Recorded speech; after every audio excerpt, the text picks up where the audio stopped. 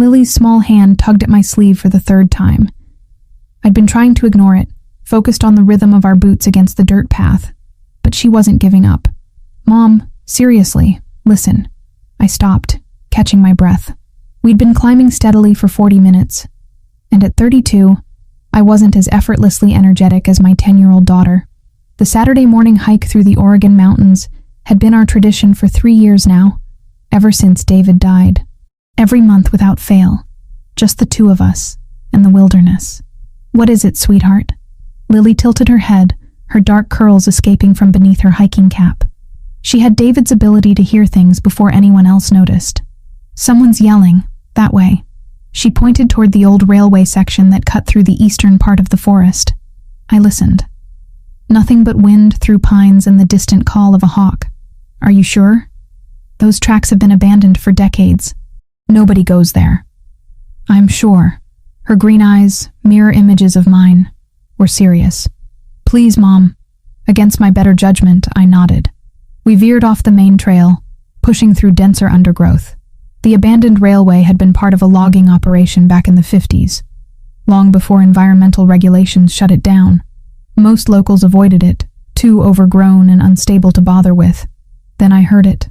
A muffled sound, almost like choking, carried on the breeze. My nursing instincts kicked in before my common sense could object. I quickened my pace, Lily matching my steps. We burst through a line of evergreens and stopped dead. The tracks stretched before us, rusted rails barely visible beneath years of accumulated debris. And there, in the center, was a man. He was tied to the metal, thick rope binding his wrists and ankles to the iron. Blood soaked his white shirt, turning it a deep crimson on the left side. His face was bruised, one eye swollen shut, and cuts crisscrossed his exposed forearms. Dark hair fell across his forehead, damp with sweat despite the cool morning air. His good eye fixed on us. Relief and fear warred in that gaze. "Help me." His voice was rough, barely audible. "They'll come back." I should have run. Should have grabbed Lily and sprinted back to the trail, called the authorities, let someone else handle whatever nightmare this was. But 3 years of emergency room shifts had trained the hesitation out of me. I saw a human being in critical condition, and my body moved before my mind finished debating. "Lily, stay back." I approached cautiously, scanning the tree line. "Who did this to you?" "Doesn't matter." He tried to shift and grimaced, pain etching deeper lines around his mouth. "Just cut the ropes. Please." That's when I saw them. 4 men in dark clothing, maybe 100 yards away through the trees, searching methodically. They hadn't spotted us yet, but they would. My heart hammered against my ribs. "Lily, come here, now." She was already pulling the camping knife from her backpack, the one David had taught her to handle safely. Smart girl. She pressed it into my hand without a word. The blade wasn't designed for heavy rope, but adrenaline made me strong. I sawed frantically at the bindings while keeping one eye on the approaching figures. The man watched me work, his breathing shallow and rapid. "You're losing blood." I freed his wrists and moved to his ankles. "That's a gunshot wound. You need a hospital." "No hospitals." It wasn't a request. "They have people everywhere." The final rope gave way. I helped him sit up, and he nearly passed out from the movement. Up close, I could see he was probably in his mid-30s, well-built beneath the expensive clothes now ruined by violence. There was a presence about him, even in his weakened state, something that spoke of authority and danger. "Can you walk?" I kept my voice low. "I'll manage." He tried to stand and swayed. Without thinking, I ducked under his uninjured arm, taking as much of his weight as I could. Lily grabbed his other side, surprising me with her composure. "There's a secondary trail, Mom. The one Dad showed us. They won't know it." Of course she remembered. Lily forgot nothing, especially the places her father had loved. We moved as quickly as the man's condition allowed, which wasn't nearly fast enough. Every snapped twig sounded like a gunshot. Every rustle in the undergrowth made my pulse spike. The man's weight increased as his strength faded, and I could feel the sticky warmth of blood seeping through his shirt onto my shoulder. My Civic waited in the small parking area, blessedly alone. We'd arrived early to beat the weekend hikers. I fumbled for my keys while Lily helped ease the man into the back seat. "Where are you taking me?" He slumped against the door, consciousness flickering. "My house. It's 20 minutes from here." I gunned the engine, tires spitting gravel as we pulled out. "I'm a nurse. Emergency room. I can treat you there. Rachel Torres." He'd seen my hospital ID badge, still clipped to my hiking pack. "That your daughter?" "Yes, and if you've put her in danger, wounded or not, you'll regret it." A ghost of a smile crossed his face. "Fair enough." Lily leaned forward from the passenger seat, studying him with clinical interest. She'd spent enough time at the hospital over the years, waiting for me during double shifts, that medical situations didn't faze her. "You have a bullet in your shoulder. I can see the entry wound." "Lily," my tone was sharp. "It's fine." The man's eye closed.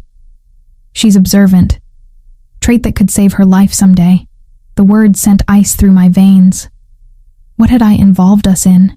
My house was a small 2-bedroom in a quiet neighborhood, the kind of place where people minded their business.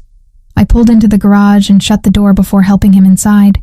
He was barely conscious now, shock setting in hard. I cleared my kitchen table with one sweep of my arm, sending mail and Lily's homework scattering to the floor. "Help me get him up here." Carefully. Together we maneuvered him onto the surface. I ran to my bedroom closet where I kept my advanced first aid kit, the one I'd assembled over years of working trauma. Sterile gauze, surgical tape, antibacterial solution, suture thread. I grabbed scissors from the kitchen drawer and my best tweezers from the bathroom.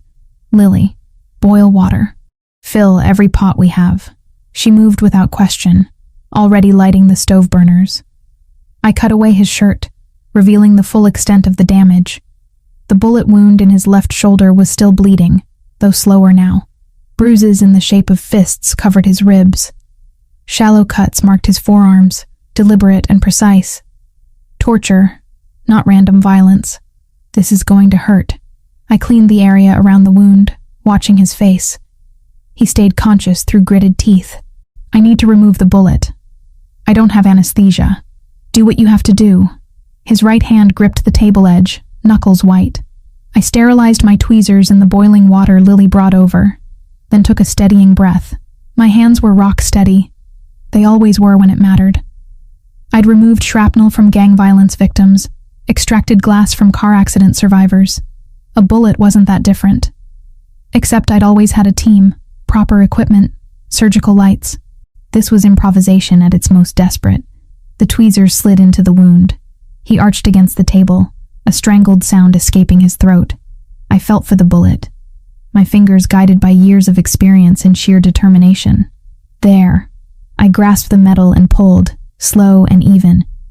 It came free, distorted from impact but intact.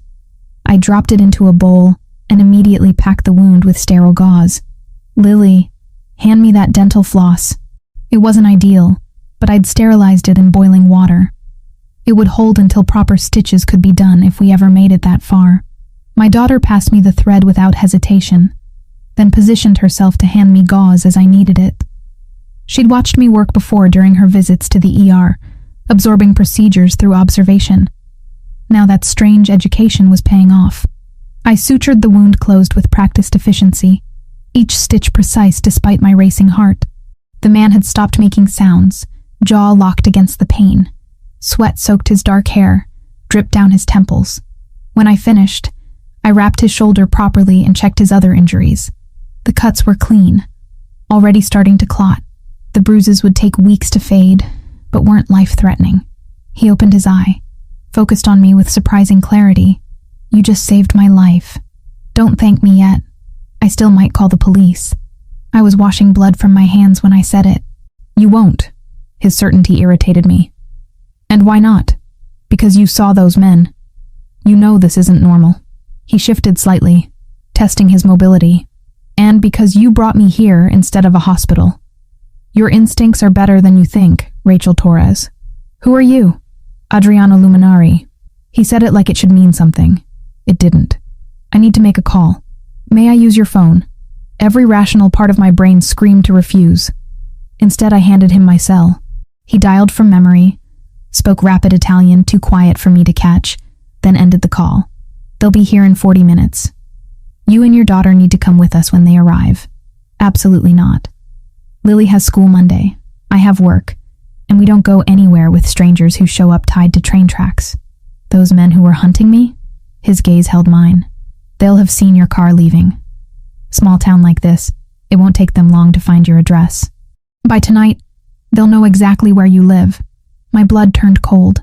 You're lying, trying to scare me into helping you. I wish I was. There was genuine regret in his voice. I'm sorry. This isn't the thanks you deserve for saving my life. But those men are Russian mob, and they don't leave loose ends. You and Lily became loose ends the moment you cut those ropes. Lily's hand found mine. I pulled her close, my mind racing through options that all led to the same conclusion. We were already involved, whether I liked it or not. 37 minutes after Adriano made his call, I heard the vehicles. 3 black SUVs pulled up to my curb in perfect formation, drawing my neighbor's curtains aside like dominoes. Mrs. Chen would have questions later. If there was a later. Lily pressed against the window. Mom, they're here. 6 men emerged, moving with military precision. The one who reached my door first was older, maybe mid-40s, with silver threading through dark hair and eyes that cataloged everything. He knocked twice, sharp and efficient. I opened it before he could knock again. Inside, quickly, they filed in without hesitation. The older man's gaze went straight to Adriano, still on my kitchen table. Relief flickered across his hardened features. Sergio. Adriano's voice was stronger than an hour ago. About time. Traffic. Sergio moved to his side, examining the bandaged shoulder with practiced efficiency. You look like hell. Feel worse. This is Rachel Torres. She pulled me off those tracks and patched me up. Her daughter Lily helped. Sergio's attention shifted to us, his expression softening slightly. You saved his life. We won't forget that. A woman in her 50s pushed through, medical bag already open. She had the no-nonsense demeanor of someone who'd seen everything twice. Elena Ricci. Let me see what we're working with. She peeled back my bandaging with careful fingers, studying the sutures I'd placed. Her eyebrows rose. Emergency room nurse? Yes. This is exceptional work under the circumstances. You probably added 10 years to his life. She looked at me directly. Thank you. While Elena assessed Adriano, I grabbed Lily's hand and pulled her into the hallway. My voice dropped to a whisper. Go pack a bag. Clothes for 3 days. Your tablet, Mr. Bear. Nothing else. We're really going with them? We don't have a choice right now, sweetheart. I need you to trust me. She nodded and disappeared into her room. I ducked into mine, throwing clothes into my old duffel without thought. Scrubs, jeans, sweaters. My hands shook as I grabbed toiletries from the bathroom. In the kitchen, Sergio had his phone out, swiping through images. He approached as I returned. Mrs. Torres, I need to show you something. The first photo showed my Civic, clear as daylight, exiting the forest access road. Timestamp, 10:47 a.m. The second showed my license plate in perfect focus. The third was a screenshot from what looked like DMV records, my address highlighted. Traffic cameras along Highway 26, Sergio explained. The Russians have people monitoring them. They identified your vehicle approximately 90 minutes ago. We estimate they'll have your home address within 6 hours, probably less. Ice settled in my stomach. You're serious. Deadly serious. Franco Sassolini, Adriano's former advisor, sold him out to the Solntsevskaya Bratva, Russian organized crime. They're not known for mercy, and they don't leave witnesses. I looked at my daughter's artwork on the refrigerator, the photos lining the hallway. 3 years of rebuilding after David's death, of creating safety and normalcy. Gone in one morning. How long would we need to be gone? That depends on how quickly we resolve the situation. Sergio's tone was diplomatic but firm. Days at minimum. Possibly longer. Elena finished wrapping fresh bandages around Adriano's shoulder. He needs rest and monitoring. The wound site looks good, but infection is still a risk. Then let's move. Adriano swung his legs off the table, grimacing but upright. 2 guards flanked him immediately. Rachel, Lily, we leave now. Wait. I held up a hand. My job. Lily's school. We can't just disappear. You can't stay here either. Adriano met my gaze. I'm sorry. This isn't what you signed up for when you helped me. Lily emerged with her backpack, looking smaller than her 10 years. I made a decision. Give me 2 minutes. In the bathroom, I dialed Mercy General's main line, then the extension for ER administration. It went to voicemail after hours. Perfect. Susan, this is Rachel Torres. I have a family emergency I need to handle. I'm requesting immediate medical leave. 2 weeks minimum. I'll submit the formal paperwork as soon as possible. I'm sorry for the short notice. I ended the call, my reflection staring back from the mirror. Pale, frightened, but resolute. Whatever came next, I'd face it. For Lily, the convoy moved through the city with purpose, but not urgency. I sat in the back of the middle SUV with Lily pressed against my side. Adriano occupied the front passenger seat, Sergio driving. The other vehicles bracketed us fore and aft. Where exactly are we going? I kept my voice level. My primary residence, 20 acres, secured perimeter, outside city limits. Adriano shifted carefully. You'll be safe there. Safe from Russians. Not necessarily safe from you. A sound that might have been a laugh. Fair point. But if I wanted to harm you, Mrs. Torres, there were easier opportunities than saving your life. Lily spoke up suddenly. Are you a criminal? The car went silent. Sergio's eyes flicked to the rearview mirror. Adriano turned as much as his injuries allowed. Yes, he said simply. I run business operations that aren't entirely legal. Does that scare you? A little. She considered.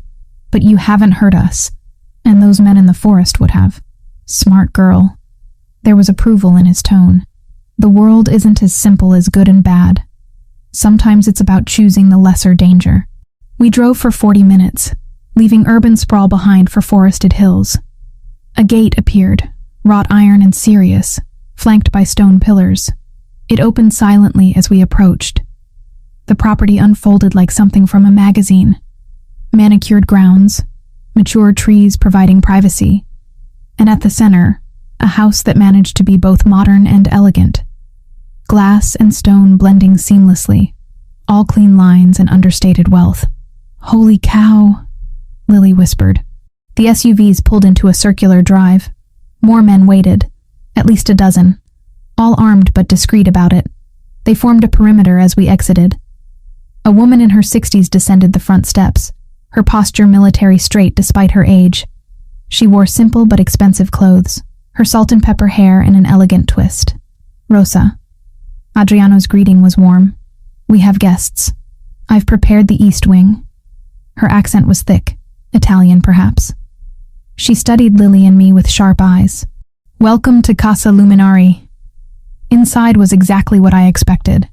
Soaring ceilings, museum-quality art, furniture that cost more than I made in a year. But it felt lived in, not sterile. Books on tables, a throw blanket draped over a chair. Someone's home, not just a showpiece. Rosa led us up a sweeping staircase. Mr. Luminari thought you would prefer rooms together but separate. The suite has connecting doors. She opened double doors onto a space larger than my entire house. A sitting area with plush sofas, a bedroom with a king bed, and through an archway, a second, smaller bedroom. The little one's room. Rosa smiled at Lily. There are clothes in the wardrobes that should fit. Dinner is at 8, but for tonight we can bring something up if you prefer. I found my voice. We'll be fine. Thank you. When the door closed, I sat heavily on the sofa.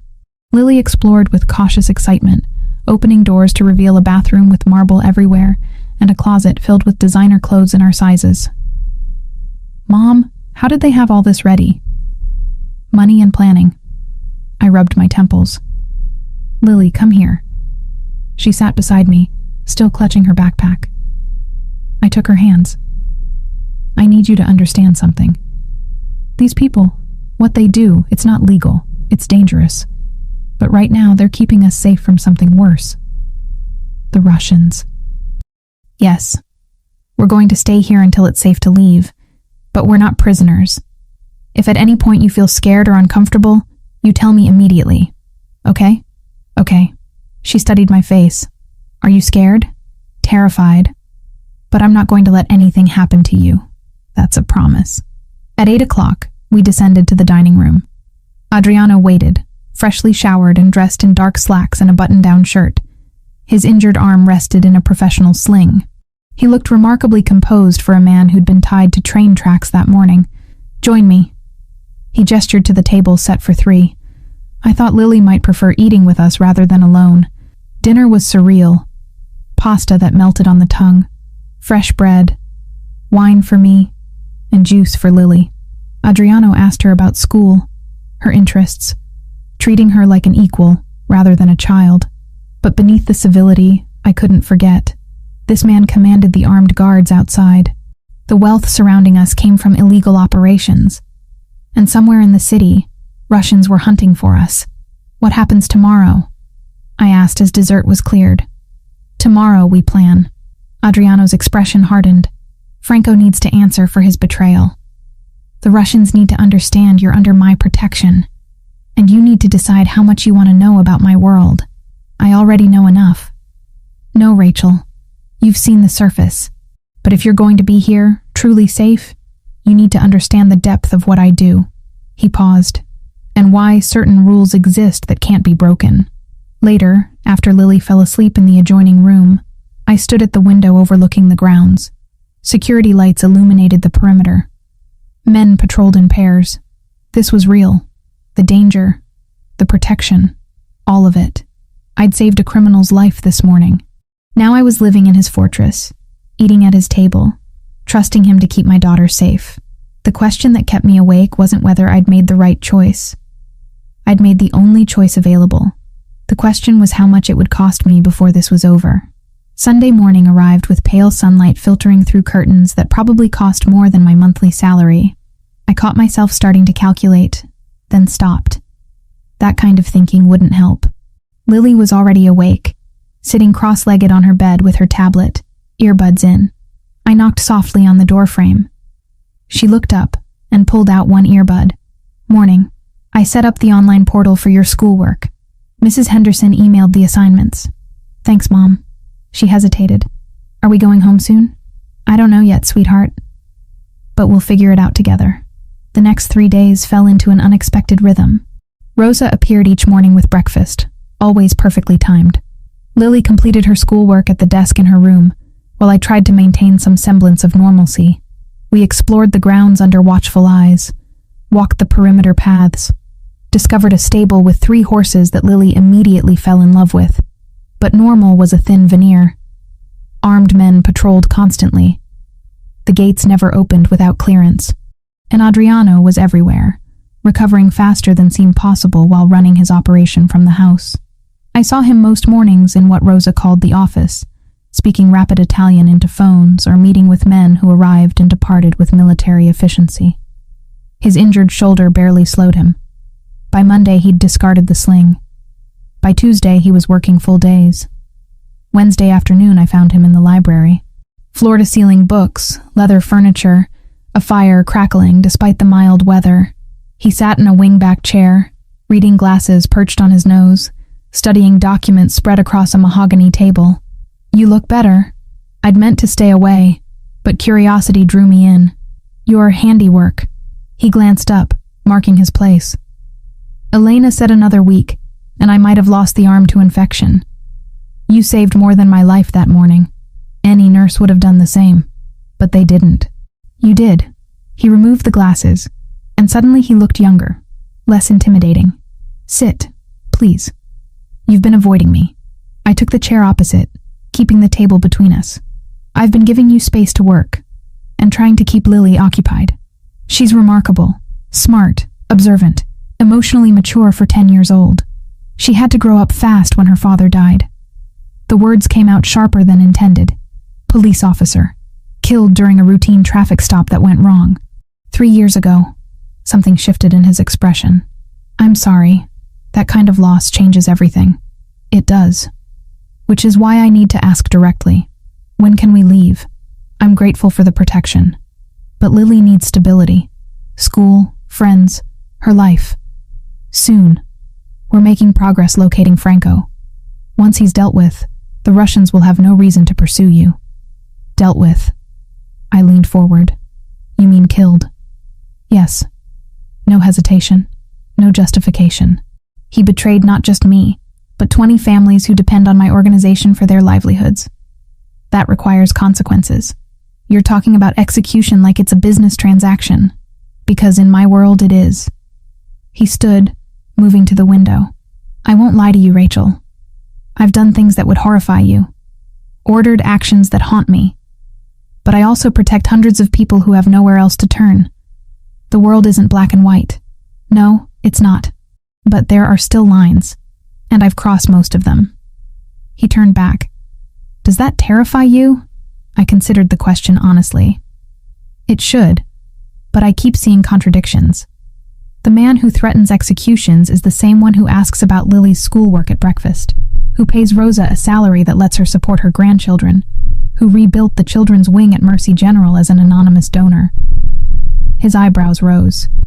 How did you know about that? I work there, remember? Everyone knows about the mysterious benefactor who funded the renovation. The dedication plaque might say anonymous, but the staff figured it out. Yet you still brought me into your home, knowing what I was. I brought a dying man into my home. What you were didn't factor into the decision until it was too late to matter. Footsteps in the hallway interrupted us. Sergio appeared, phone in hand, his expression grim. He spoke in rapid Italian. I caught maybe 3 words, none helpful. Adriano's jaw tightened. When? 20 minutes ago. Outer perimeter cameras picked up surveillance. 2 vehicles, Russian plates. My stomach dropped. They found us. They found the property. Adriano's voice was steel. They won't get inside. Sergio, double the guard rotation. I want eyes on every access point. Already done. Sergio left as quickly as he'd arrived. I was on my feet. Lily, I need to get Lily. She's safe. I promise you. Adriano caught my arm gently. Rachel, look at me. This property has security that rivals military installations. They're probing, testing responses. They won't attack. Not yet. How can you be sure? Because that's not how they operate. They'll watch, wait, look for weaknesses, and they won't find any. That evening, Lily asked the question I'd been dreading. We were in the suite after dinner, her homework spread across the coffee table. She set down her pencil and looked at me with those 2 perceptive eyes. Mom, is Adriano a bad man? I could have deflected. Should have, probably. But she deserved honesty. That's complicated, sweetheart. No, it's simple. He either hurts innocent people or he doesn't. Come here. I pulled her close on the sofa. The world is more complex than that. Adriano does things that are illegal, things that can hurt people, but he also protects families, helps people who have nowhere else to go. He's both things at once, like an anti-hero in the books I read. Sort of. But this isn't fiction. The consequences are real. She was quiet for a moment. Do you think he'd hurt us? No, I don't. Then that's what matters right now. Her simple logic was both reassuring and terrifying. When had my 10-year-old become the voice of reason? Thursday morning, I encountered Elena in the hallway. She was leaving Adriano's room after what I assumed was a routine check of his injuries. Walk with me. She gestured toward the gardens. Outside, away from listening ears, she spoke quietly. You're wondering why I work for him. Why someone with medical credentials chooses this life. The thought had crossed my mind. 12 years ago, my daughter was taken. Kidnapped by traffickers who saw an easy target. Single mother, immigrant family. No resources to fight back. Her voice remained steady. Clinical. The police tried, but these men had connections. Money. They disappeared across state lines before the investigation even began. I'm so sorry. Adriano found them in 4 days. He brought Elena home unharmed and ensured those men would never hurt another child. He didn't ask for payment, didn't expect gratitude. He simply acted because it was within his power to do so. And you've worked for him ever since. Not for him. With him. There's a difference. She met my eyes. He inspires loyalty not through fear, but through action.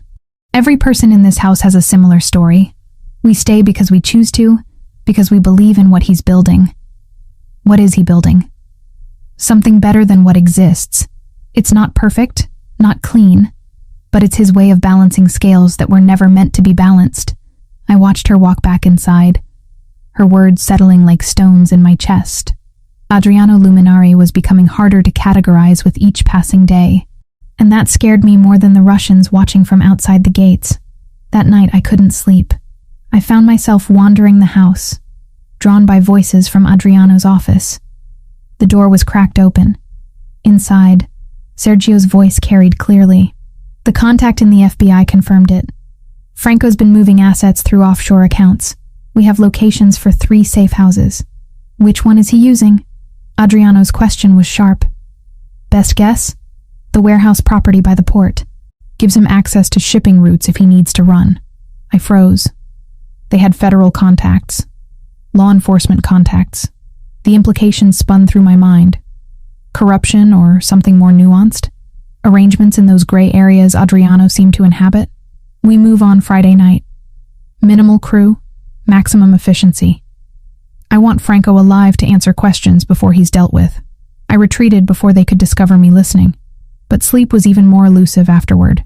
The man recovering from torture in my kitchen was connected to the FBI, protected people while executing traitors, ran an illegal empire from a house that felt more like a fortress, and despite every rational reason to be terrified, despite the armed guards and deadly threats, I caught myself wondering what it would be like if we stayed, not as prisoners or guests, but as something else entirely.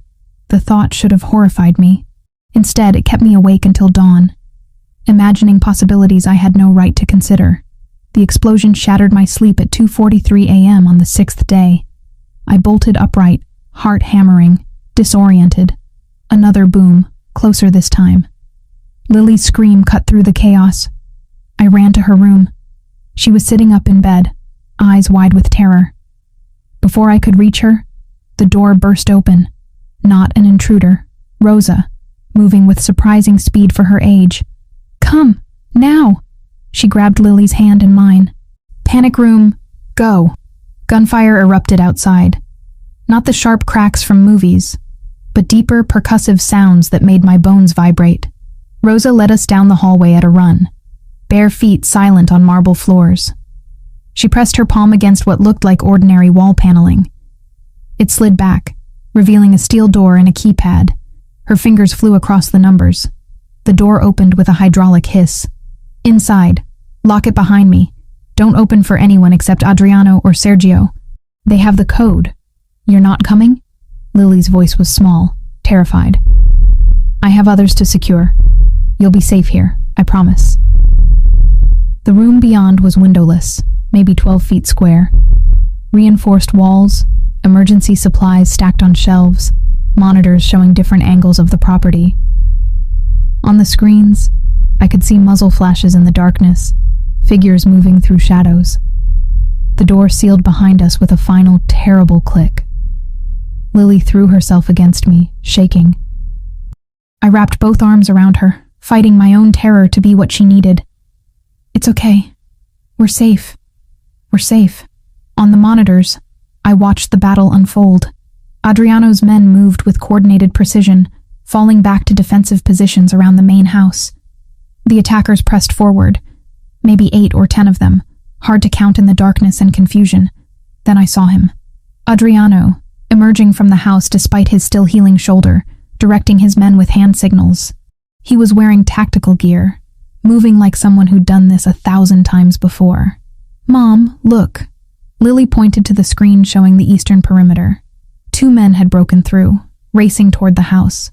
Before they could reach it, they went down under a hail of gunfire from guards I hadn't even seen positioned in the trees. The assault lasted maybe 10 minutes, though it felt like hours. When the gunfire finally stopped, the silence was worse. I stared at the monitors, counting bodies on the ground. All attackers, as far as I could tell. None of Adriano's men had fallen. Footsteps approached our door. I pushed Lily behind me, grabbing the only weapon available, a fire extinguisher from the emergency supplies. The keypad beeped. I raised the extinguisher. The door opened. Adriano stood there, blood spattered across his tactical vest, eyes scanning the room until they found us. Something in his expression shifted when he saw we were unharmed. Are you hurt? He stepped inside, moving toward us. We're fine. Are you? I could see scrapes on his knuckles, a cut above his eyebrow. Nothing serious. He crouched down to Lily's level. You were very brave. I know that was scary. To my shock, Lily lunged forward and wrapped her arms around his neck. He froze for a heartbeat, then carefully returned the embrace, one hand cradling the back of her head. I thought they'd get in, she whispered against his shoulder. I thought they'd hurt you. Nothing is getting through those walls. And I'm not that easy to hurt. He pulled back, meeting her eyes. You're safe here. That's a promise I intend to keep. She nodded, wiping tears with her sleeve. Adriano stood, his attention shifting to me. The Russians? I managed. Repelled. 3 dead. 5 retreated. None of our people were seriously injured. His jaw tightened. This was a probing attack. They wanted to test our response time, our capabilities. Now they know. And what will they do with that information? Probably nothing for now. They lost men and gained nothing. But it means the situation is escalating. Franco must be more desperate than I thought. The next morning, the property was a hive of activity. Additional guards arrived in waves. Contractors reinforced the perimeter. Adriano spent hours with Sergio and his security team, reorganizing defensive positions. I watched from the library window, Lily beside me. She was quiet, processing what had happened. I didn't push her to talk about it. Some things needed time to settle. Mrs. Torres, a young guard I hadn't met before, approached. Mr. Luminari requests your presence in the East Garden. I found Adriano there, supervising as men installed additional camera equipment. When he saw me, he dismissed them with a gesture. I wanted to apologize. He looked exhausted, dark circles under his eyes. You came here for protection. Instead, you experienced combat. You said there would be danger. You weren't lying. I crossed my arms. But Lily is traumatized. She's putting on a brave face, but she's 10 years old. She shouldn't have to be brave about gunfights. You're right. She shouldn't. He ran a hand through his hair. I'm doubling security. This won't happen again. You can't promise that. No, but I can make it significantly less likely. He studied me. You're angry. I'm terrified. And I'm feeling helpless, which makes me angry. The admission surprised me. I'm used to being useful. In the ER, I have skills, purpose. Here, I'm just waiting to see what happens next. Something shifted in his expression. What if you could be useful? How? My men need better medical training. Basic trauma care, triage protocols. We have Elena, but she can't be everywhere. If you're willing, I'd like you to train my security team. I'd expected many things. Not this. You want me to teach your people how to save lives while they're busy taking them? I want them to have every advantage when violence finds them. Which it will, repeatedly. His voice was steady. You don't have to decide now, but think about it. I did think about it. All day, while Lily worked on her lessons and I tried to read. That evening, I found Adriano in his office. I'll do it. Train your men. I stood in the doorway, arms crossed. But I need you to understand something. I'm doing this so they can help each other, protect each other. Not because I approve of what you do. Understood. Thank you. And I want to know more. About your world, the rules, all of it. If Lily and I are here, if we're involved, I need to understand the full picture. That's fair. Ask whatever you want. Elena told me a story about her daughter. Is that true? Yes. Every word. How many people have you helped like that? He leaned back in his chair. I stopped counting years ago. Dozens, maybe hundreds. It started with one. My sister.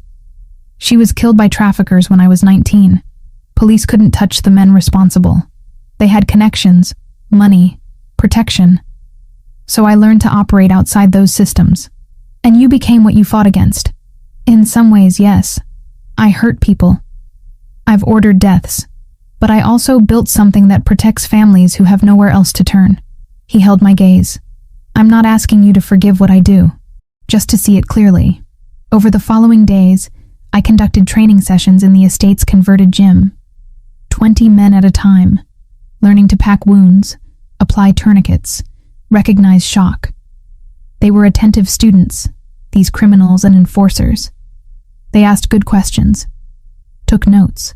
Sergio attended every session, his presence ensuring everyone took it seriously. Afterward, he approached me. "You're good at this. Clear, patient. The men respect you. They respect Adriano. I'm just the messenger." "No, you earned it yourself." He paused. "He's different around you. Lighter somehow. I've known him 15 years. I've never seen that before. I didn't know what to say to that, so I said nothing. That night, I found Elena in the kitchen, brewing tea. She poured a second cup without asking and gestured for me to sit.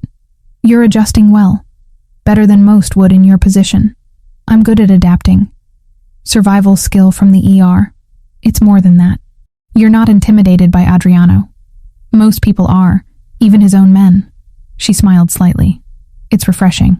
Should I be intimidated?" "Probably, but I'm glad you're not." She sipped her tea. "He needs someone who sees him, not just what he represents. Someone who challenges him.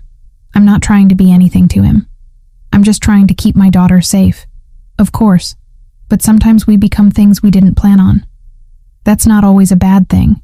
I left her words hanging in the air, unexamined, because examining them meant acknowledging the pull I felt when Adriano entered a room, the way his rare smiles made my breath catch, the dangerous warmth that spread through me when he looked at me like I was more than just a complication in his carefully ordered world.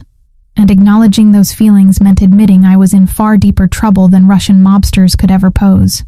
On the 8th day, Sergio arrived during breakfast with news written across his face. He waited until Lily excused herself to her room before speaking. "We found him. Franco." He spread photos across the table. "Warehouse by the port. Meeting with Russian leadership in 48 hours to finalize the information sale." Adriano studied the images with cold focus. "How solid is the intel?" "Confirmed through 3 separate sources. He's desperate, making mistakes. This is our window." I set down my coffee cup carefully. "You're going after him?" "Yes." Adriano didn't look at me. "Minimal team, maximum speed. We'll be back before dawn." The rest of the day passed in careful preparation. Men came and went, speaking in low tones. Weapons were checked, vehicles loaded. The house hummed with controlled tension. I kept Lily occupied with her lessons, but my mind was elsewhere. By evening, I couldn't focus on anything. After putting her to bed, I found myself drawn to the library, unsure what I was seeking. Adriano was there, standing at the window overlooking the grounds. He'd changed into dark tactical clothing, the fabric emphasizing the lean strength of his frame. When he turned, something in his expression made my breath catch. "You should be resting."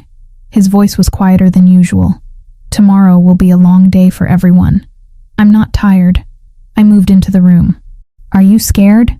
About tomorrow?" "Terrified." The admission surprised me. Not of Franco. Of not coming back. Of leaving things unsaid that should have been spoken.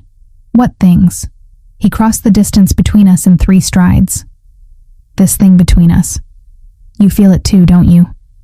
The pull. My heart hammered against my ribs. "Adriano, I know the timing is terrible. I know I have no right to ask for anything from you. You came here to be protected, not to be pursued by the man who put you in danger." His hand came up, fingers barely brushing my cheek. "But tomorrow I might die, and I need you to know that since you cut those ropes, something changed in me." "Changed how?" "I saw a life beyond this, beyond the violence and the empire, and the constant vigilance. I saw you and Lily at breakfast, laughing about something I didn't understand. I saw mornings that weren't about strategy, nights that weren't about survival." His thumb traced along my jaw. "I saw something I'd given up believing could exist for someone like me. I should have stepped back. Should have maintained the boundaries I'd worked so hard to establish. Instead, I leaned into his touch. "You scare me." The words came out barely above a whisper. "Not because of what you do, because of how you make me feel." "How do I make you feel?" "Safe and terrified at the same time. Like I'm standing at the edge of something I can't come back from." "Then don't step back." His other hand found my waist, pulling me closer. "Step forward. With me." When his mouth met mine, it wasn't gentle. It was hunger and desperation, and 10 days of tension finally finding release. I responded without thinking, hands fisting in his shirt, pulling him closer despite every rational thought screaming to stop. He tasted like coffee and danger, and something uniquely him. His hands were careful despite the intensity, mindful of boundaries even as we crossed them. When we finally broke apart, both breathing hard, his forehead rested against mine. "Come with me tomorrow." The request was barely audible. "Stay somewhere safe, but be there. I need to know you're close." "That's insane." "Probably, but I'm asking anyway." "I can't put Lily at risk. Rosa will stay with her. Full security detail.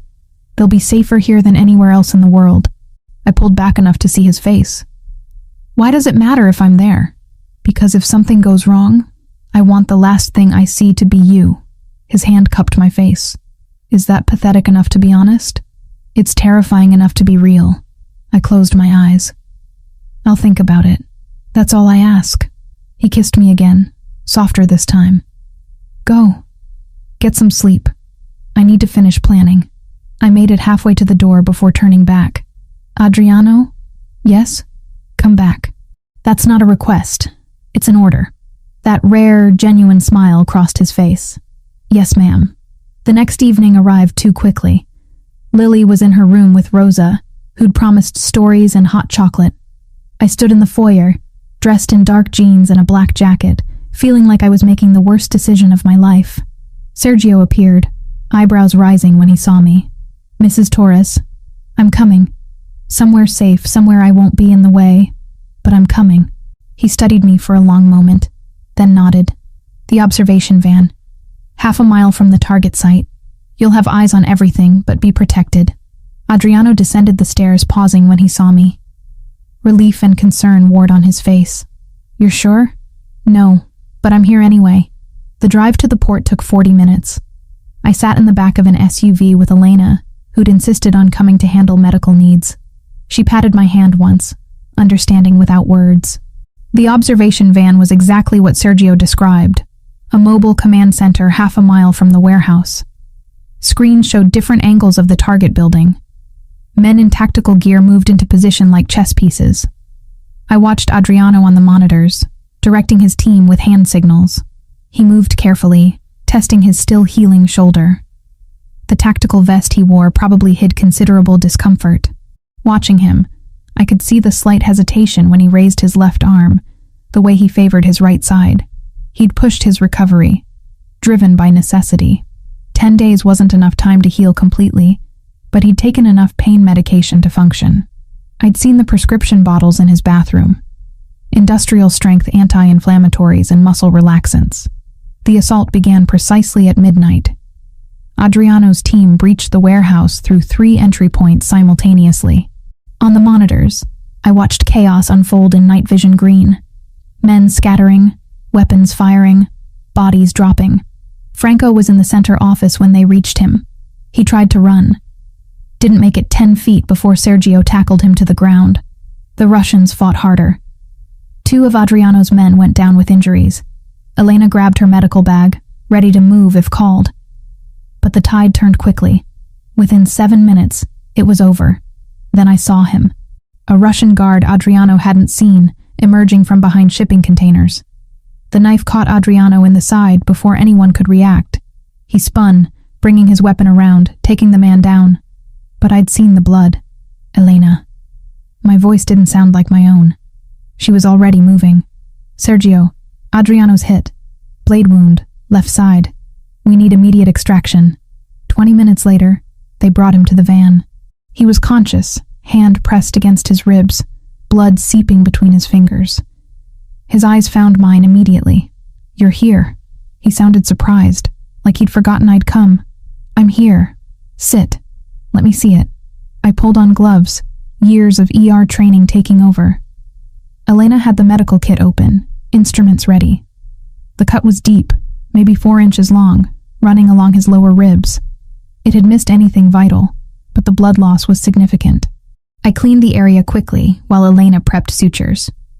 "You should see the other guy," Adriano said through gritted teeth. I did, on the monitors.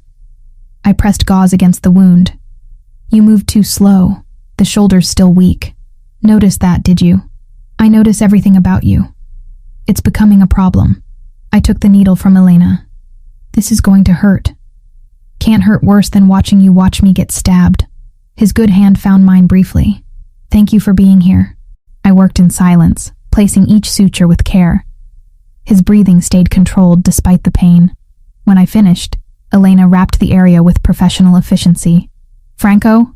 Adriano asked Sergio, who stood nearby.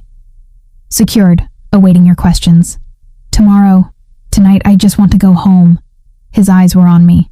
Make sure everyone made it back alive. 2 injuries, neither critical. Everyone's accounted for. The ride back was quieter. Adriano sat beside me, his hand finding mine in the darkness. He didn't let go until we reached the estate. Lily was asleep when we arrived. Rosa met us in the foyer, taking in Adriano's condition with a single glance. I've prepared the medical suite. Elena, everything you need is there. Thank you, Rosa. Elena guided Adriano toward the stairs. Mrs. Torres, if you could assist? We spent the next hour monitoring his vitals, administering antibiotics, ensuring the wound site remained clean. When Elena finally declared him stable, she left us alone in the medical suite. You should rest, I said, adjusting his pillow. Stay. His hand caught mine. Just for a while, let me look at you. I sat on the edge of the bed, our fingers intertwined. You came back. I gave my word. His thumb traced circles on my palm. Rachel, about last night. I meant what I said, all of it. I know. That's what scares me. Tell me what you're afraid of. That I'm falling for a man whose world could destroy us. That Lily will get attached and then lose another father figure. That I'm being selfish. Choosing what I want over what's safe. Those are all valid fears. He shifted slightly, wincing. But consider this. Safety is an illusion. Your husband was a police officer doing his job, and he died anyway. Sometimes the dangerous choice is the honest one. That's a terrible argument. I know. But it's true. He pulled me closer. I can't promise you safety. I can promise you honesty, protection for Lily, and that every day I wake up, I'll try to be worthy of what you've given me. I leaned down, kissing him softly. That might be enough. Yeah? Ask me again tomorrow, when you're not high on pain medication, and I've had time to think. Fair enough. His eyes drifted closed. But Rachel? Tomorrow my answer will be the same. And the day after. And every day until you tell me to stop. I stayed until his breathing evened out in sleep, then slipped from the room. Outside, the sun was rising, painting the grounds in gold and pink. Everything had changed in the space of a kiss and a knife wound. I didn't know if I was making the right choice, but for the first time since David died, I was making a choice at all, and that felt like progress. The morning after the warehouse raid, I woke to sunlight streaming through unfamiliar windows. For a moment, I forgot where I was. Then memory returned in a rush. Adriano's kiss, the knife wound, the way he'd looked at me while I sutured his side. Elena had declared him stable by dawn. The wound was clean, no signs of infection. He'd heal, though he'd carry another scar to add to his collection. I found him in his office 3 days later, paperwork spread across the desk. He looked up when I entered, a genuine smile crossing his face. Franco talked before he died. No preamble, just facts. The Russians were paying him for access to our shipping routes and financial records. He gave them enough to be dangerous, but not enough to destroy us. And now? Now they know their investment is gone. The surveillance vehicles disappeared yesterday. Sergio's contacts confirm they've pulled back to regroup. He set down his pen. You're safe to leave, Rachel. You and Lily. The threat is over. The words should have brought relief. Instead, they settled like stones in my chest. Oh, I've arranged for a secure house if you want it. New neighborhood, different name, full security, or I can have your old place monitored discreetly. He stood, moving around the desk. Whatever you choose, you'll be protected. That's generous. It's the least I can do. He stopped a few feet away, respecting the distance. But there's a third option, which is, stay here. Not as my prisoner or my guest, as someone exploring what this could be between us. My phone rang before I could respond. The hospital's main line. I answered, stepping into the hallway. Rachel, It's Susan from ER Admin. Got your message about the family emergency. Everything okay? I'd forgotten about that voicemail, left in panic nearly 2 weeks ago. Yes, things are settling down. I should be able to return soon. Take your time. We hired a temp to cover, so there's no rush. Your position is secure whenever you're ready. Just keep me posted, okay? I will. Thank you, Susan. I ended the call, staring at the phone in my hand. My job was waiting. My life, such as it was, remained intact. I could walk away from this, from him, from everything that had happened in these strange, intense weeks. I found Lily in the library, curled up with one of the horse's therapy books Rosa had found for her. She looked up when I sat beside her. We can go home soon. The danger is over. Her expression didn't change. Do you want to go home? I'm asking what you want, sweetheart. She closed the book carefully, thinking. At 10, she was too perceptive for easy answers. I like it here. Rosa makes the best pancakes and Adriano taught me Italian words. And the horses are nice. She paused. But I miss my room, my friends, normal things. What if we could have both? Normal things, but here. Is that even possible? Good question. I don't know. But I'm considering finding out. That evening, I sought out Adriano in the gardens. He stood by the fountain, watching water cascade over stone. When he heard my footsteps, he turned. I spoke with Lily. I stopped beside him, and with myself, for that matter, about what comes next. What did you decide? I'm terrified of you, of what you represent, what you do. I'm scared of Lily getting hurt, of me making choices based on loneliness instead of reality. The words came faster now. I'm afraid I'm confusing gratitude with something deeper. That I'm romanticizing danger because my life before was safe and empty. Those are valid concerns. But I'm also afraid of walking away, of never knowing what this could become. I met his gaze. You've been honest about your world. Now I need honesty about this. What do you want from me? Everything. No hesitation. Your trust, your time, your heart if you're willing to give it. I want mornings where you're the first thing I see. I want Lily's laughter filling these rooms. I want to deserve you, Rachel, even though I probably never will. I can't promise forever. Not yet. I'm not asking for forever. Just today. And if today goes well, tomorrow. I stepped closer. Then here's what I need. Transparency about your business. Not every detail, but honesty about the dangerous parts. Lily comes first, always. And I need purpose. I can't just be the woman you're with. I need to contribute something meaningful. Done. All of it. He cupped my face. What else? Time. To figure out if this is real or just adrenaline and circumstances. How much time? I don't know. Weeks, months, however long it takes to be sure. He kissed me then, soft and sure. I'll take whatever you're willing to give. The next morning, I called Susan back.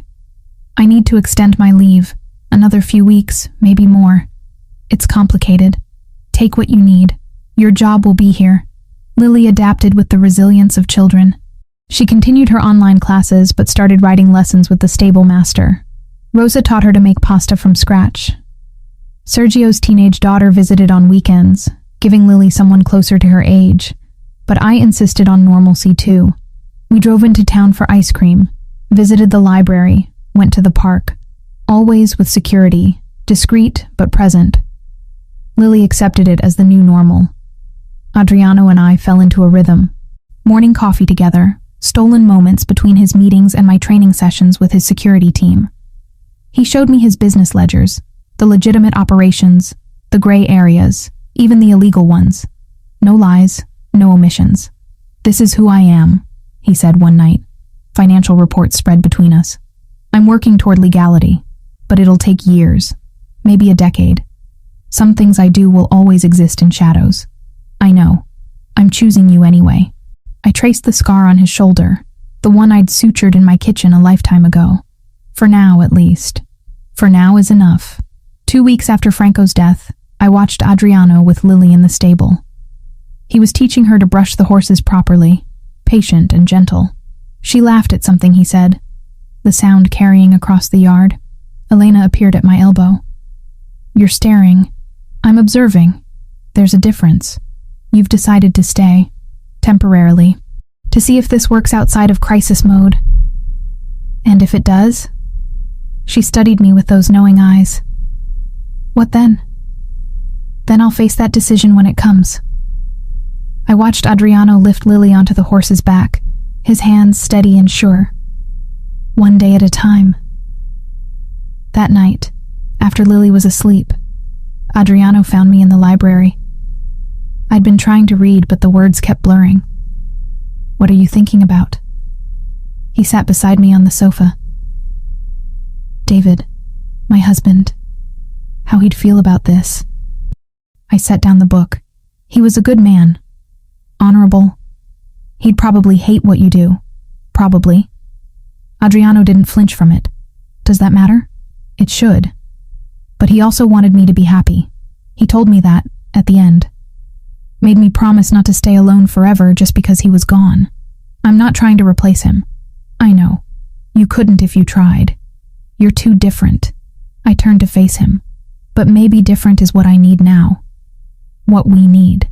He pulled me close, my head resting on his chest. His heartbeat was steady beneath my ear. Stay, he murmured against my hair. For as long as you can. I'm here, aren't I? For now. For now. I agreed. And in that moment, surrounded by books and firelight and the weight of choices I was still learning to own, for now felt like exactly enough. The decision to stay, even temporarily, shifted something fundamental between us. What had been survival became choice. What had been necessity became desire. Over the next week, Adriano and I learned each other in ways that had nothing to do with danger or adrenaline. He liked his coffee black and too strong. I discovered he read philosophy in the mornings before anyone else woke. He learned I was terrible at hiding my emotions, but excellent at compartmentalizing them. We fell into rhythms that felt almost normal. Breakfast together, before he disappeared into his office. Evenings where he'd find me in the library or gardens, stealing moments between his endless responsibilities. But I needed boundaries. Needed to define what this was before it consumed us both. We need to talk. I found him in his study one afternoon. Financial reports spread across the mahogany desk. About how this works if I'm actually staying. He set down his pen immediately, giving me his full attention. I'm listening. Transparency. I need to know what you're doing, not every detail, but the dangerous parts. If there's going to be another warehouse raid, another attack, I need warning. I crossed my arms. I can't protect Lily if I'm operating blind. Agreed. What else? Lily comes first. Always. If something threatens her safety, we leave. No argument. No debate. That goes without saying. He stood, moving around the desk. I'd put her safety above my own. You know that. And I need purpose. I can't just be here as your girlfriend or whatever this is. I need to contribute something meaningful. He was close now. Close enough that I caught his scent. Cedar and coffee, and something uniquely him. What did you have in mind? The medical training sessions are temporary. Your men know the basics now. But I was thinking, a clinic. For your organization's families. Somewhere they can get care without questions, without paper trails that put them at risk. Something shifted in his expression. You do that? Commit to being part of this world? I'm already part of it. Might as well make it count for something. I met his gaze. But I need you to show me everything. The legitimate operations, the gray areas, all of it. If I'm choosing this, I'm choosing it with open eyes. Over the next several days, he did exactly that. Spread ledgers across his desk, explained shipping routes and real estate holdings, showed me which businesses were clean and which operated in shadows. He didn't sugarcoat or justify, just laid it bare. This is money laundering through the restaurant chain. He pointed to columns of numbers. Legal on the surface, but the cash flow comes from protection payments and import duties we shouldn't be collecting. And this? I indicated another section. Legitimate construction. We're actually building things, employing people, paying taxes. It's what I'm trying to grow into. 10 years from now, maybe 15, I want everything to look like that. Can you actually walk away from the illegal parts? Not entirely. Some things are too entrenched, but I can reduce them, redirect them, minimize the harm. He closed the ledger. It won't be clean, but it'll be cleaner. That's all I'm asking. Effort towards something better. He kissed me then, slow and thorough. When we pulled apart, his forehead rested against mine. You make me want to be better. That's terrifying. Good. You should be terrified. I have high standards. A week later, on a quiet evening after Lily went to bed, I found myself in his room. Not by accident, by choice. He looked up from his book when I entered, surprise and hunger warring on his face. Rachel, I've been thinking. I closed the door behind me. About what you said, taking things one day at a time. And today, I don't want to be careful. I don't want to overthink. I moved across the room until I stood between his knees as he sat on the bed. Today, I want you. His hands came up to my hips, careful despite the heat in his eyes. Are you sure? We don't have to. I kissed him, cutting off the words. This wasn't about obligation or gratitude, or any of the complicated emotions tangled between us. This was choice. Mine. What followed was slow and deliberate, his hands learning the shape of me, mine tracing the scars on his shoulder and side. He was careful, reverent almost, like I was something precious he was afraid to break. I'm not fragile, I whispered against his mouth. I know, but you're choosing me despite what I am. That makes you invaluable. We came together with an intensity that had nothing to do with the danger we'd survived, and everything to do with the connection we'd built in its wake. When I shattered in his arms, his name on my lips, it felt like crossing a line I could never uncross. Later, tangled in his sheets, his fingers traced patterns on my shoulder. Stay here. Tonight. Every night. Lily. We'll understand. Or we'll help her understand. He pressed a kiss to my temple. I want to wake up with you. Fall asleep beside you. All the normal things couples do. We're not a normal couple. No, but we could be our own version of normal. The next morning, Lily found me making coffee in the kitchen.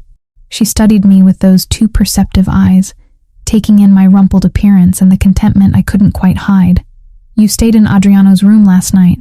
No judgment in her voice, just observation. I did. Is that okay? She poured herself juice, considering. Is he your boyfriend now? I think so. If that's all right with you. Does he make you happy? Yes. Then it's okay. She paused. He's not Dad, but I like him. He teaches me things and listens when I talk. That's enough. Relief flooded through me. He's not trying to replace your father, sweetheart. Nobody could do that. I know. She took a sip of juice. But maybe he could be something else. Something different that's still good. When had my 10-year-old become so wise? That afternoon, Adriano surprised us both. Get dressed, we're going out. Where? Lily's eyes lit up. Movies, then dinner somewhere normal. Maybe ice cream after. He glanced at me. If that's okay with your mother. And security? Discreet. You won't even notice them. He crouched to Lily's level. I want you to have normal experiences, not just this house. We went to a regular theater, sat in the back where two of his men had clear sight lines, watched an animated film that made Lily laugh until she couldn't breathe, ate pizza at a casual restaurant where the owner knew Adriano by name, but didn't treat him any differently than other customers. For a few hours, we were just a family out for the evening. No danger, no complications, just us. Watching Adriano with Lily, patient with her questions, engaged with her stories, protective without being overbearing, something shifted in my chest. This wasn't pretend. This wasn't temporary anymore. That night, after Lily was asleep, I found him on the balcony off his room. Thank you. For today. You don't have to thank me. I wanted to do it. Why? He turned to face me. Because you and Lily deserve normal. Because I want to prove I can give you both something beyond this fortress and its guards. Because watching her laugh at that movie made me feel like maybe I'm not just the sum of my worst decisions. I stepped into his arms, letting his warmth surround me. You're not. You're also the man who saved Elena's daughter, who pays Rosa enough to support her grandchildren, who's trying to build something better even when it would be easier to stay the same. You see me too clearly. Someone has to. We stood there in comfortable silence, the night settling around us. Inside, Lily slept safely. Below, guards patrolled. But for now, in this moment, I let myself believe that maybe we could have this. Not forever. Not without complications, but for as long as it lasted. And maybe, just maybe, that would be enough. 21 days after I first cut those ropes on the train tracks, Sergio burst into breakfast with an urgency that made everyone freeze. We have a problem. He didn't wait for Adriano to dismiss Lily. Intelligence intercepted communications. Dmitry Volkov is planning something. Adriano's expression went cold. What kind of something? Retaliation. He's targeting Lily. Plans to use her as leverage to force territorial concessions. The room tilted. I grabbed the table edge, my other hand instinctively reaching for my daughter. She looked between us, sensing the shift. Mom? Lily, go to your room. Now. My voice came out steadier than I felt. Rosa will come up in a minute. She didn't argue. Smart girl. She knew when things were serious. The moment she left, I turned on Adriano. You said they'd pulled back, that we were safe. They did pull back. This is different. A desperate move by a man who's lost too much. He was already moving, phone in hand. Sergio, triple the guard rotation. I want eyes on every access point, every inch of the perimeter. Already done. But boss, maybe we should consider relocating. No.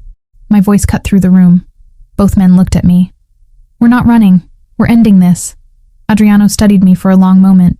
Rachel, you heard Sergio. They're planning to use Lily. That means they'll come for her, which means we can be ready. I straightened. Years of emergency training kicking in. We set a trap. Use their plan against them. That's dangerous. I won't put you and Lily at risk like that. We're already at risk. At least this way we control the variables. I held his gaze. What's the alternative? Hide forever? Move from safe house to safe house until Lily graduates high school? Sergio cleared his throat. She has a point. If we leak false information about a vulnerability, say, Lily being moved to a different property, we could prepare an ambush. Over the next hours, they planned. I insisted on being part of every discussion. Not because I understood tactical operations, but because I needed to know exactly what danger my daughter would face. The information leak happens tonight, Adriano explained, spreading maps across his desk. We make it look like Lily will be at a safe house in the city tomorrow afternoon. Limited security, easy target. But actually, she stays here with Rosa and half our force. The rest of us set the trap at the safe house. And I'm coming with you. I said it as fact, not request. Rachel, I'm a trauma nurse. If anyone gets hurt, you'll need me there. Plus, I need to see this through. I moved closer. Lily is my daughter. I'm not sitting here waiting while you fight for her safety. He searched my face, then nodded. You stay in the command vehicle with Elena. Protected, but present. The next day crawled by. I kept Lily occupied with her lessons, acting as normal as possible. She knew something was happening. Kids always know, but I couldn't tell her. Couldn't add that weight to her shoulders. That afternoon, Rosa took Lily to the stables. Adriano found me packing my medical kit. Are you scared? He leaned against the doorframe, terrified, but I'm also done being afraid. I zipped the bag. These people threatened my daughter. That changes things. You've changed too, since that first morning. He moved into the room. You're stronger than you were. I had to be. Your world doesn't forgive weakness. Our world. He corrected gently. You're part of this now. Have been for a while. The assault happened at dusk. We sat in the surveillance van half a mile from the decoy safe house. Monitors showed Russian vehicles approaching. 3 SUVs, maybe 12 men. They came in fast and aggressive, exactly as predicted. Adriano's team had positioned themselves perfectly. The Russians breached the house to find it empty, except for armed resistance waiting in strategic positions. The fight was brutal, but brief. 8 Russians went down. 4 surrendered. And Dmitry Volkov himself was dragged out in flex cuffs, bleeding from a shoulder wound but alive. Beside me, Elena prepared her medical kit. 2 of Adriano's men had injuries, one serious, one minor. We treated them on site, my hands steady despite the adrenaline crash. When the immediate danger passed, Sergio brought Dimitri to where Adriano waited. The Russian looked defiant despite his capture. "You should have stayed in your lane, Luminari." Blood dripped from Dimitri's split lip. "This isn't over." "Yes, it is." Adriano's voice was ice. "You threatened a child. My child, in every way that matters." I saw it then, the moment when Adriano would normally give the order, the cold calculation that would end with a bullet. But he glanced at me, standing beside the van, and something shifted. "Sergio, contact our FBI liaison. Tell him we have Dmitry Volkov and evidence of his organization's operations in 3 states. He looked back at the Russian. "You're going to federal prison. Life sentence, no parole. That's a promise I can make good on." Dimitri's eyes widened. "You're arresting me? What kind of mafia boss?" "The kind who's building something better than what came before." Adriano turned away. "Get him out of my sight." In the van, Elena touched my arm. "He did that for you. For Lily." "I know. That's not nothing. Men like Adriano don't break patterns easily." 3 days later, federal agents took custody of Dmitry Volkov. The evidence Adriano provided, financial records, communication intercepts, witness testimony from his own people, guaranteed a conviction. The Russian threat evaporated overnight. That evening, I found Adriano in his study. "Thank you for choosing the path you did. I didn't do it to be thanked. I did it because Lily was watching, metaphorically. Because you were watching. Because maybe I'm tired of being only one thing." He stood, moving to where I waited. Besides, death would have been too easy for him. Prison is worse. That's still ruthless. I'm not suddenly a saint, Rachel, but I'm trying to be something better than I was. His hands framed my face. For you, for Lily, for whatever future we're building.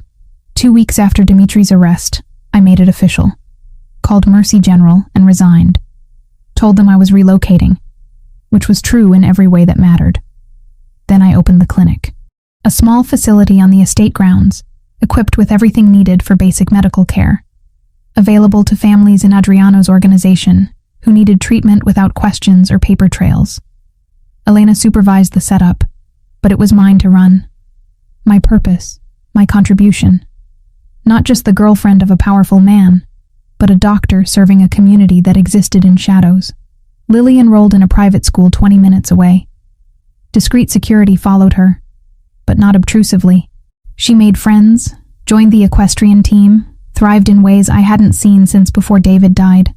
1 month after the final confrontation, I stood in the kitchen making dinner. Normal, domestic, almost boring. Lily set the table while Adriano opened wine. "Mom, can I go to Emma's house Friday after school? Her parents said it's okay if you say yes." I glanced at Adriano, who nodded slightly. Security would be arranged. "Sure, sweetheart. I'll call her mom tonight." "Thanks." She bounded off to finish homework. Adriano moved behind me, arms circling my waist as I stirred pasta sauce. "This is nice." "What, dinner?" "Normal. The 3 of us doing ordinary things." He pressed a kiss to my temple. "I never thought I could have this." Neither did I. I leaned back against him. I thought I'd saved a dying man on train tracks. Turned out I was saving myself. Later, after Lily went to bed, Adriano and I sat on the balcony under stars. His hand found mine, fingers intertwining. "Any regrets?" He asked quietly. I thought about it honestly. "About cutting those ropes? Never. About staying? Not yet." I squeezed his hand. "Ask me again in a year. Or 10. I'll be here asking. That's a promise." We sat in comfortable silence, the estate peaceful around us. Guards patrolled, but distantly. Inside, Lily slept safely. Below, my clinic stood ready to serve. This wasn't the life I'd planned. Wasn't safe or simple or anything close to normal by conventional standards, but it was ours.